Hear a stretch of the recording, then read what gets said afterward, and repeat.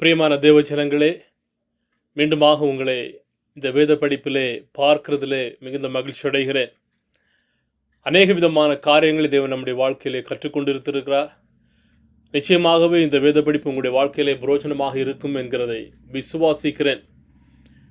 அப்படி இருக்கிறது என்று சொன்னால், நீங்கள் இந்த வீடியோவை மற்றவர்களுக்கு நீங்கள் பகிர்ந்து கொடுக்கும்படியாக கேட்டுக்கொள்கிறேன்.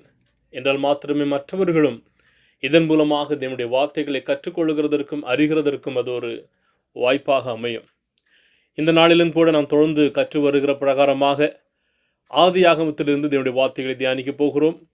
இன்று ஆதியாகமம் 22 தேவனுடைய வார்த்தைகளை நாம் கற்றுக்கொள்ளுகிறோம். அதற்கு முன்பதாக நாம் இருக்கிற இடங்களிலே ஜெபித்து இதை நாம் ஆரம்பிக்கலாம். கண்களை மூடுவோமா? நல்ல ஆண்டவரே, மை ஸ்தோத்தரிக்கிறோம், மை துதிக்கிறோம். அப்பா, இந்த நாளிலும் கூட உம்முடைய பிரசனத்திலே உம்முடைய பிள்ளைகளாகிய நாங்கள் கடந்து வந்திருக்கிறோம். நாங்கள் கற்றுக்கொள்ளப் போகிறதான பாடங்களை உம்முடைய சமூகத்திலே சமர்ப்பிக்கிறோம். கர்த்தர் நீர் ஆசீர்வதிப்பீராக. உம்முடைய வார்த்தைகளை நாங்கள் ஆண்டவரை தெளிவாக படிக்கிறதற்கும் கற்றுக்கொள்ளுகிறதற்கும் எங்களுக்கு நீ உதவி செய்வீராக. இணைந்து கொள்ளுகிறதான ஒவ்வொருவரையும் கர்த்தர் ஆசீர்வதிங்க. தேவ பிரசன்னம் கூட இருக்கட்டும். ஜெபத்தை கேட்டபடி நான் நன்றி செலுத்துகின்றோம். இயேசுவின் நாமத்தில் ஜெபிக்கிற நல்ல பிதாவே, ஆமேன். கடந்த வாரத்திலே ஆதியாகமம் 20:21 ஆபிரகாமுக்கு தேவன் ஒரு குழந்தையை கொடுக்கிறார். ஈசாக்கு பிறக்கிறான். அதற்கு அப்புறமாக ஆபிரகாம் ஆகாரையும் இஸ்மவேலையும் தன்னுடைய வீட்டிலிருந்து அவர்கள் துரத்தி விடப்படுகிறார்கள். இப்போது ஆகாரும் இஸ்மவேலும் வனாந்தரத்திலே தண்ணிக்காகவும் அப்பத்திற்காகவும் அவர்கள் அழுகிறார்கள், புலம்புகிறார்கள். தேவதூதன் ஆகாரோடு இடைப்பட்டு அவருடைய தேவைகளை அங்கு சந்திக்கிறதை நாம் பார்க்க முடியும். அதற்கு அப்புறமாக அபிமெலேக்குக்கும் ஆபிரகாமுக்கும் இடையே ஒரு ஒப்பந்தம் நடக்கிறது. இதெல்லாம் முடிந்ததற்கு அப்புறமாக 22வது அதிகாரத்திலே தேவன் ஆபிரகாமை சோதிக்கிறதான ஒரு தன்மையை நாம் இதிலே பார்க்க முடியும். ஆபிரகாமுடைய வாழ்க்கையிலே தேவன் ஏற்படுத்தினதான இந்த சோதித்த அறிதல் நம் எல்லாருக்குமே அது பரிச்சயமான ஒன்று. ஆனாலும் அதிலிருந்து ஒரு சில பாடங்களை உங்களுக்கு நான் நினைவூட்ட விரும்புகிறேன். 22வது அதிகாரத்திலே அநேக விதமான வாக்குறுதிகளையும் யதார்த்தத்தையும் நாம் இதிலே பார்க்க முடியும். தேவன் மீது விசுவாசம் வைக்கிறதும், தேவன் மீது நாம் சார்ந்து இருக்கும் போது அவருடைய பிள்ளைகளாகி நம்முடைய வாழ்க்கையிலே அவர் செய்கிறதான எல்லா விதமான நன்மையான காரியங்களையுமே இதிலே விவரிக்க முடியும். வசனம் 1-2 பார்க்கும்போது தேவன் ஆபிரகாமை சோதிக்கிறார். இவையெல்லாம் நடந்ததற்கு அப்புறமாக தேவன் ஆபிரகாமோடு கூட பேசுகிறார். அவர் பேசி வசனம் 2 சொல்லுகிறது, உன் புத்திரனும் உன் ஏகசுதனும் உன் நேசகுமாரனுமாகிய ஈசாக்கை நீ இப்பொழுது அழைத்து கொண்டு மோரியா தேசத்துக்கு போய் அங்கே நான் உனக்கு குறிக்கும் மலைகள் ஒன்றின் மேல் அவனை தகன பலியிடு என்றார். தேவன் ஆபிரகாமுடைய வாழ்க்கையிலே தேவனை விட்டு விலகத்தக்கதான ஒரு சோதனையை அவர் கொடுக்கவில்லை. மாறாக ஆபிரகாமுடையதான விசுவாசத்தை இதில் சோதித்தறிகிறதை பார்க்க முடியும். எப்படி என்று சொன்னால், ஆபிரகாமுக்கு ஒரு கட்டளையை கொடுக்கிறார். ஏதோ ஒரு விதமான ஒரு உதவியை தேவன் கோரவில்லை, அல்லது இதை செய் என்று சொல்லவில்லை. மாறாக ஒரு கட்டளையை கொடுக்கிறார். என்ன கட்டளை என்று சொன்னால், உனக்கு இருக்கிறதான ஒரே குமாரனும் ஏகசுதனும் நேசகுமாரனுமாகிய ஈசாக்கை மோரியா மலையிலே போய் பலியிடு என்கிறதான ஒரு வார்த்தையை பார்க்க முடியும். ஆண்டவருக்கு தெரியும், ஆபிரகாமுடையதான வாழ்க்கையிலே தன்னுடைய வயது முதிர்ப்பிலே அவனுக்கு கொடுக்கப்பட்டதான ஒரு குமாரன் தன்னுடைய சந்ததிகளை விளைவிக்கும் வண்ணமாக, தன்னுடைய சந்ததிகளுக்கு தகப்பனாக, இப்போது அந்த குமாரனை தேவன் ஆபிரகாம் இடத்திலே பலியிடும் வண்ணமாக கேட்கிறதை நாம் பார்க்க முடியும். சில நேரங்களிலே நாம் சோதனைகளை சந்திக்கிறதான போது தேவன் என்னை விட்டு விலகிவிட்டார், அல்லது என்னுடையதான இந்த இடத்திலே தேவன் என்னோடு கூட வரவில்லை என்கிறதான ஒரு சிந்தனை நமக்குள்ளதாக வரும். ஆனால் உண்மை என்னவென்று சொன்னால், நாம் அவருக்குள்ளதாக வளருகிறதற்கு, நம்முடைய விசுவாசத்தில் இன்னும் பெருகுகிறதற்கு அவர் கொடுக்கிறதான ஒரு வாய்ப்பாக அது காணப்படுகிறது. எனவே சோதனை நாம் தேவனோடு இணைந்து இருக்கிறதான ஒரு ஆழமான ஒரு உறவை குறிக்கிறது. தேவன் நம்மை பெரிய பொறுப்பிற்கும் ஆசீர்வாதத்திற்கும் ஆயத்தப்படுத்துகிறதற்கு முன்பதாக சோதனைகளை நம்முடைய வாழ்க்கையில அனுமதிக்கிறார். அருமையான தேவ ஜனங்களே, உங்களுடைய வாழ்க்கையிலே நீங்கள் மிகவும் நேசித்ததான அல்லது இது எனக்கு சொந்தமானது என்று நீங்கள் சொல்லிக் கொண்டிருக்கும் போது, இது எனக்காக கொடு என்று தேவன் சொன்னதான காரியங்கள் என்னென்ன? அநேக விதமான காரியங்கள் இருக்கும். யோசித்து பாருங்கள்.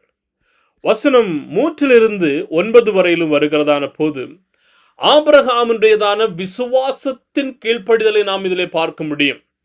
இப்போது தேவன் சொல்லுகிறார், நீ மோரியா மலைக்கு போய் உன்னுடைய குமாரனை பலியிடு என்று சொல்லி, சற்று கூட தாமதமின்றி யோசிக்காதபடிக்கு ஆபிரகாம், அடுத்த வசனம் சொல்லுகிறது, அதிகாலையிலே எழுந்து தன்னுடைய வேலைக்காரரில் 2 பேரையும் கூட்டி, ஈசாக்கையும் கூட்டி, கழுதைகளின் மேல் எல்லாவற்றையும் எடுத்து வைத்து அவர்கள் புறப்படுகிறதை பார்க்க முடியும். அவர்கள் புறப்பட்டு எப்போது அந்த இடத்திற்கு கடந்து சென்றார்கள் என்று சொன்னால், ஏகதேசம் 3 நாட்கள் ஆனதற்கு அப்புறமாக வசனம் 4 அவன் தன்னுடைய கண்களை ஏறெடுத்து பார்க்கும்போது அந்த மலையை காண்கிறான். அந்த மலையை பார்த்த மாத்திரத்தில் வசனம் 5, அப்பொழுது ஆபிரகாம் தன் வேலைக்காரரை நோக்கி, நீங்கள் கழுதையை நிறுத்தி இங்கே காத்து கொண்டிருங்கள், நானும் பிள்ளையாண்டானும் அவ்விடம் மட்டும் போய் தொழுது கொண்டு உங்களிடத்தில் திரும்பி வருவோம் என்றார்கள்.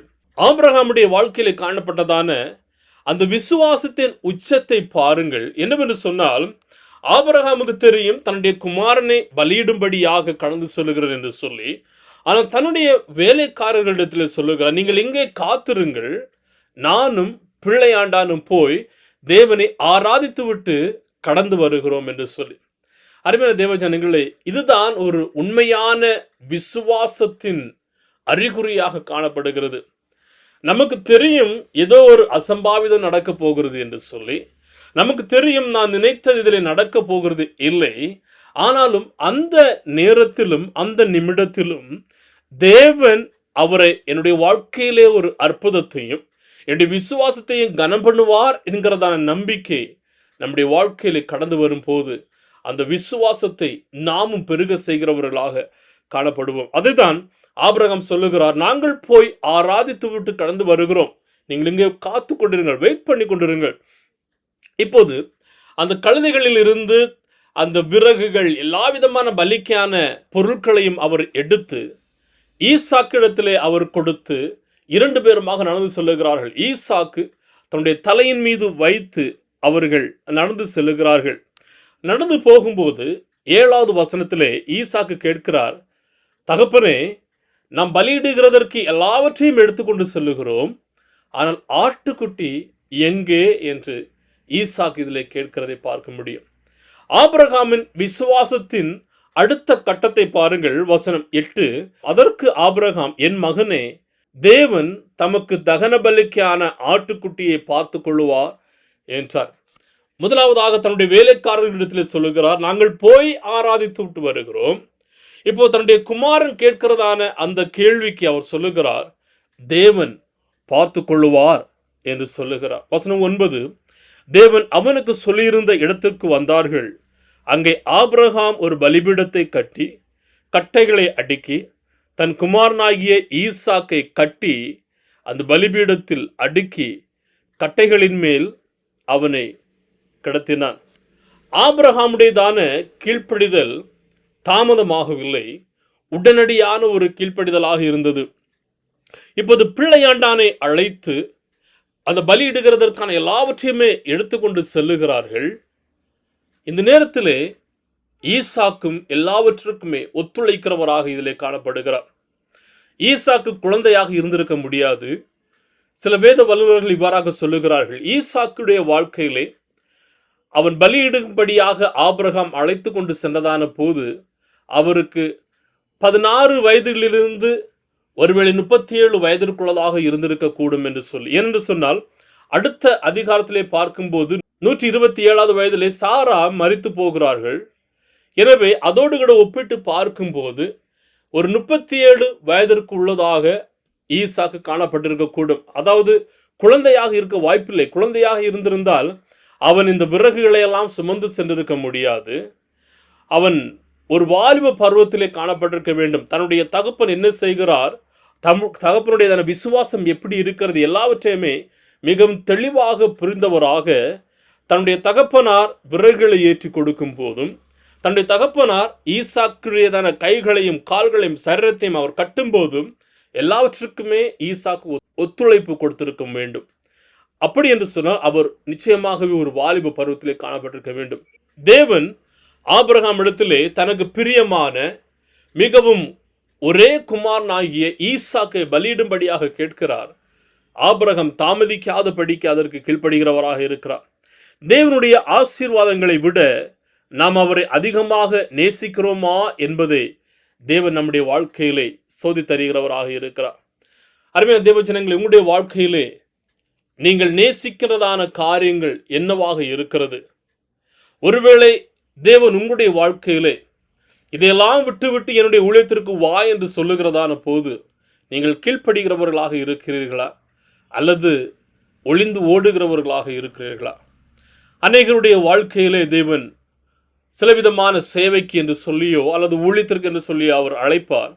ஆனால் அநேக ஜனங்கள் என்ன சொல்லுவார்கள் என்று சொன்னால், நான் இப்போது வேலை செய்து கொண்டிருக்கிறேன், ரிட்டையர்ட் ஆனதற்கு அப்புறமாக ஊழியத்திற்கு வருகிறேன், அல்லது என்னுடைய பிள்ளைகளுடைய திருமணங்கள் நடந்ததற்கு அப்புறமாக வருகிறேன், அல்லது இந்தந்த காரியங்களெல்லாம் நான் செய்துவிட்டு ஊழியத்திற்கு வருகிறவனாக நான் என்னை ஒப்பு தருகிறேன் என்று சொல்லுவார்கள். ஆனால் ஒன்றை சொல்லுகிறேன், தேவன் உங்களை ஒரு விசேஷித்த சேவைக்கு என்று சொல்லி அழைக்கிறாரே என்று சொன்னால் ஒருபோதும் தாமதிக்காத படிக்கு அதற்கு செவி கொடுக்கிறதாக இருக்க வேண்டும். சில நேரங்களிலே நாம் விலை மதிப்பு மிகவும் அதிகமானது என்று கருகிறது தேவனுடைய சமூகத்திலே ஒன்றும் இல்லாததாக இருக்கும். நமக்கு விலை உயர்ந்ததாக இருக்கும், ஆனால் அதை விடவும் மேன்மையான ஸ்தானத்திலும் மேன்மையான இடத்திலும் வைக்கும்படியாக தேவன் அநேக நேரங்களிலே நாம் அவருக்கு கீழ்ப்படியும்படியாக கேட்கிறவராக இருக்கிறார். ஆபிரகாமுடைய வாழ்க்கையிலே அதை தான் தேவன் சொன்னார்.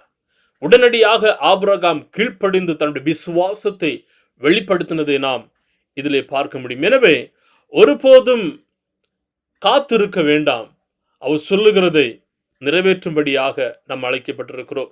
வசனம் 11 14 வரையிலும் பார்க்கும்போது பலியிடுகிறதற்கான தேவையை தேவன் சந்திக்கிறதை பார்க்க முடியும். வசனம் 10, பின்பு ஆபிரகாம் தன் குமாரனை வெட்டும்படிக்கு தன்னுடைய கையை நீட்டி கத்தியை எடுத்தான். அப்பொழுது கர்த்தருடைய தூதனானவர் வானத்திலிருந்து ஆபிரகாமே ஆபிரகாமே என்று கூப்பிட்டார். இதோ அடியேன் என்றான். அப்பொழுது அவர், பிள்ளையாண்டான் மேல் உன் கையை போடாதே, அவனுக்கு ஒன்றும் செய்யாது, நீ அவனை உன் புத்திரன் என்றும் உன் ஏகசுதன் என்றும் பாராமல் எனக்கு ஒப்பு கொடுத்தபடியால் நீ தேவனுக்கு பயப்படுகிறவன் என்று இப்பொழுது அறிந்திருக்கிறேன் என்றார். தேவனுக்கு பயப்படுகிறது என்றால் என்ன? தேவனுக்கு பயப்படுகிறது என்றால் இந்த பகுதியிலிருந்து நாம் நிச்சயமாகவே புரிந்து கொள்கிறது என்னவென்று சொன்னால், நாம் தேவன் மீது வைத்திருக்கிறதான அந்த விசுவாசத்தை முழுமையாக வெளிப்படுத்தி அதற்கு கீழ்ப்படுகிறது. நீங்களும் நானும் தேவனுக்கு பயப்படுகிறவர்களாக இருக்கிறோமா?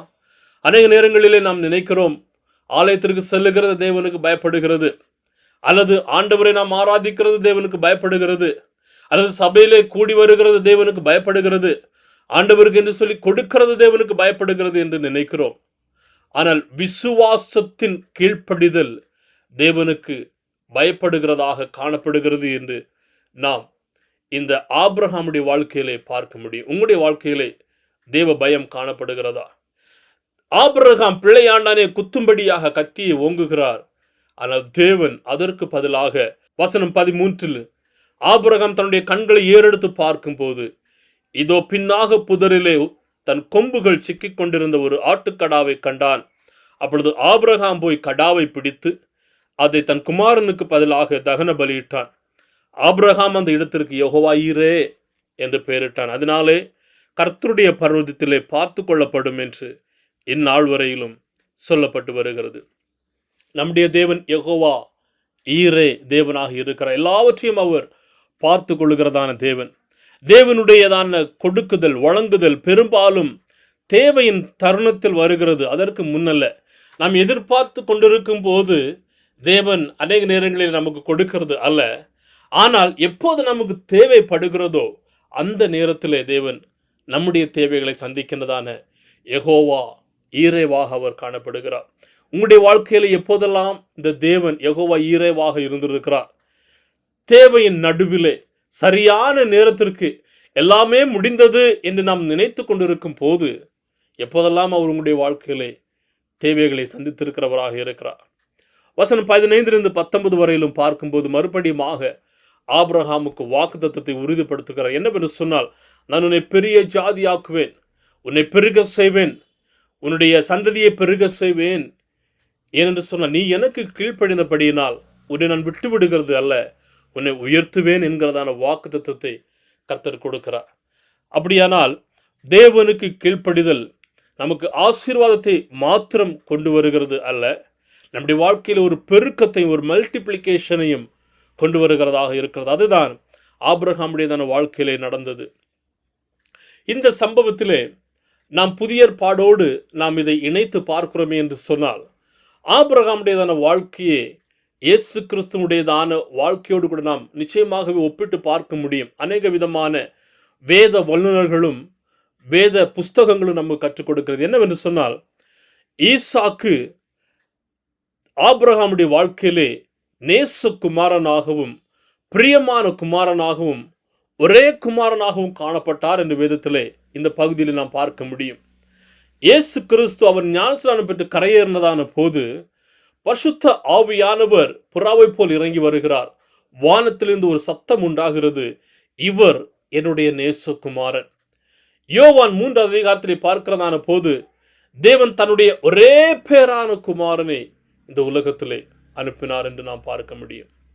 அதோடு கூட முடியவில்லை. அடுத்தபடியாக பார்க்கும்போது ஈசாக்கு பலியிடும்படியாக அவர் விறகை தன்னுடைய சரீரத்தில் அவர் சுமந்து செல்லுகிறார். யாரை பலியிடும்படியாக? அவரை, ஆபிரகாம் தன்னுடைய குமாரனாகிய ஈசாக்கை பலியிடும்படியாக கடந்து செல்லுகிறார். அப்போது இயேசு கிறிஸ்து இந்த உலகத்தின் பாவங்களை மீட்கும் வண்ணமாக, தன்னையே அவர் பலியாக கொடுக்கும் வண்ணமாக கல்வாரி சிலுவையை அவர் சுமந்து செல்லுகிறவராக இருக்கிறார். ஈசாக்கு மோரியா மலைக்கு நேராக அந்த விறகுகளையும் மற்ற விதமான காரியங்களை சுமந்து செல்லுகிறார். இயேசு கிறிஸ்து கொல்கதா கல்வாரி மலை மீது அவர் சுமந்து செல்லுகிறவராக காணப்படுகிறார். ஈசாக்கு ஆபிரகாமுக்கு வாக்குத்தத்தம் கொடுக்கப்பட்டதான ஒரு குமாரன். ஆனால் இயேசு கிறிஸ்து உலகத்தை மீட்கும்படியாக கடந்து வந்ததான மேசியாவாகிய இயேசு கிறிஸ்து, வாக்குத்தத்தம் பண்ணப்பட்டதான மேசியாவாக இவர் காணப்படுகிறார். அருமையான தேவ ஜனங்களே, நம்முடைய வாழ்க்கையில் நாம் கற்றுக்கொள்கிறதான பாடம் என்ன? சில நேரங்களிலே கீழ்ப்படிதல் நம்முடைய வாழ்க்கையிலே நம்பிக்கையை கொண்டு வருகிறதாக இருக்கிறது. நாம் எதை மிகவும் நேசிக்கிறோம், எதை மிகவும் நேசிக்கிறவர்களாக இருக்கிறோமோ அதை தேவனுடைய சமூகத்திலே அர்ப்பணிக்கும்படியாக அவர் சில நேரங்களில் நம்மிடத்திலே கேட்பார். தேவனுடையதான வழங்குதல் நேரத்திற்கு சரியான நேரத்தில் அது கடந்து வருகிறதாக இருக்கும். தேவன் ஆபிரகாமுடையதான வாழ்க்கையிலே பலியிடும் வண்ணமாக சரியான நேரத்திலே கடாவை அவர் கொடுத்தவராக இருக்கிறார். தேவனுக்கு கீழ்ப்படிதலும் தேவன் மீது விசுவாசம் வைக்கிறதும் அவருடையதான வாக்கு தத்தத்தின் நோக்கத்தை நாம் புரிந்து கொள்ளுகிறதற்கு ஒரு துணையாக காணப்படுகிறது. என்னை கேட்டுக்கொண்டிருக்கிறதான அருமையான தேவ ஜனங்களே, இந்த தேவன் அவருடைய பிள்ளைகளை ஒருபோதும் அவர் கைவிடுகிறவர் அல்ல. அவர்களுடைய தேவைகளை அவர் சந்திக்கிறவர். ஆனால் நீங்களும் நானும் அவருக்கு கீழ்ப்படுகிறவர்களாக இருக்க வேண்டும். அவரை முழுமையாக விசுவாசிக்கிறவர்களாக இருக்க வேண்டும். அவரை எந்த தருணத்திலும் ஆராதிக்கிறவர்களாக காணப்பட வேண்டும். நாம் ஏற்கனவே பார்த்து வருகிறதை போல ஆபிரகாமுடையதான வாழ்க்கையிலே அவர் தேவனை ஆராதிக்கிறதான ஒரு மனிதன். அவர் கடந்து செல்கிறதான இடங்களிலெல்லாம் பலி பீடங்களை கட்டி தேவனை ஆராதித்து தேவனுக்கு தொழுகிறதான ஒரு மனிதனாக காணப்பட்டார். இன்னைக்கு நீங்களும் நானும் செல்லுகிறதான கடந்து வருகிறதான இடங்களிலே தேவனை உயர்த்துகிறவர்களாக இருக்கிறோமா? தேவனை துதிக்கிறவர்களாக நாம் காணப்படுகிறோமா? உங்களுடைய வாழ்க்கையிலே தேவன் இதை விட்டு என்னை பின்பற்றி வா என்று சொன்னால் அதற்கு செவி கொடுக்கிறதற்கு ஆயத்தமுள்ளவர்களாக இருக்கிறீர்களா? ஆபிரகாமுடையதான விசுவாசமும் கீழ்ப்படிதலும் உங்களுடைய வாழ்க்கையிலே எந்த அளவிற்கு உங்களுடைய ஆவிக்குரிய வாழ்க்கைக்கு ஒரு துணையாக இருந்திருக்கிறது? கர்த்தர் அவருடைய பிள்ளைகளை ஒருபோதும் கைவிட மாட்டார். ஆபிரகாமுடைய தேவைகளை அவர் சந்தித்தவராக காணப்படுகிறார். கர்த்தர் தாமே நாம் ஒவ்வொருவருக்கும் அவருக்காக ஜீவிக்கும்படியான கிருபைகளையும் அருளையும் அவர் கொடுப்பாராக. தேவ பிரசன்னமும் தேவ கிருபையும் நாம் ஒவ்வொருவரோடும் கூட இருக்கட்டும். இருக்கிற இடங்களில் நாம் கண்களை மூடுவோமா? ஜெபிக்கலாம். நல்ல ஆண்டவரே, மை ஸ்தோத்தரிக்கிறோம், துதிக்கிறோம். ஆண்டவரே, நீர் எங்களுக்கு கற்றுக் கொடுத்த அந்த வார்த்தைகளுக்காக ஸ்தோத்திரம். இந்த வார்த்தைகளை நாங்கள் தெளிவாக படிக்கிறதற்கும் புரிந்து கொள்ளுகிறதற்கும் எங்களுக்கு உதவி செய்வீராக. ஆண்டவரே, இணைந்து கொண்டான ஒவ்வொருவரையும் கர்த்தர் ஆசீர்வதிங்க. பிதா, குமாரன், பரிசுத்த ஆவியின் நாமத்தில் நம்முடைய பிள்ளைகளை கர்த்தர் ஆசீர்வதிப்பீராக. ஜெபத்தை கேட்டபடி நான் ஸ்தோத்திரம். ஆண்டவரே, நம்முடைய கிருபை எங்களோடு கூட இருக்கட்டும். இயேசுவின் நாமத்தில் ஜெபிக்கிறோம் நல்ல பிதாவே. ஆமேன், ஆமேன். என் ஆத்துமாவே கர்த்தரை ஸ்தோத்திரி, என் முழு உளமையோடைய பரிசுத்த நாமத்தை ஸ்தோத்திரி. என் ஆத்துமாவே கர்த்தரை ஸ்தோத்திரி, அவர் தன சகல உபகாரங்களை மறவாதே. ஆமேன், ஆமேன். God bless you. கர்த்தர் தாமே உங்கள் ஒவ்வொருவரையும் ஆசீர்வதிப்பாராக. ஆமேன், ஆமேன்.